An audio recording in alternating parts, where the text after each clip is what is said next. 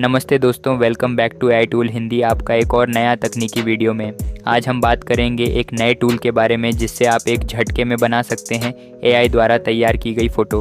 तो चलिए शुरुआत करते हैं।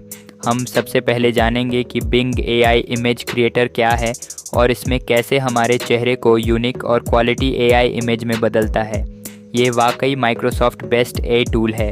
इस नए टूल का नाम है बिंग एआई इमेज क्रिएटर, जो माइक्रोसॉफ्ट के बिंग ब्राउज़र में हाल ही में लॉन्च किया गया है। ये ओपन एआई के डाल-ई डीप लर्निंग मॉडल पर आधारित है और आपको आसानी से एआई द्वारा बनाई गई फ़ोटो बनाने की अनुमति देता है। सबसे पहले आपको bing.com पर जाना होगा, फिर इमेजेस विकल्प पर जाएं, जो टैब के सबसे ऊपर में होगा।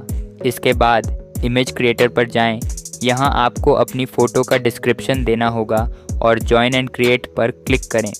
आपसे साइन अप करने के लिए कहा जाएगा और आपको थोड़ी और जानकारी भी देनी होगी, जैसे कि लोकेशन और आर्ट स्टाइल।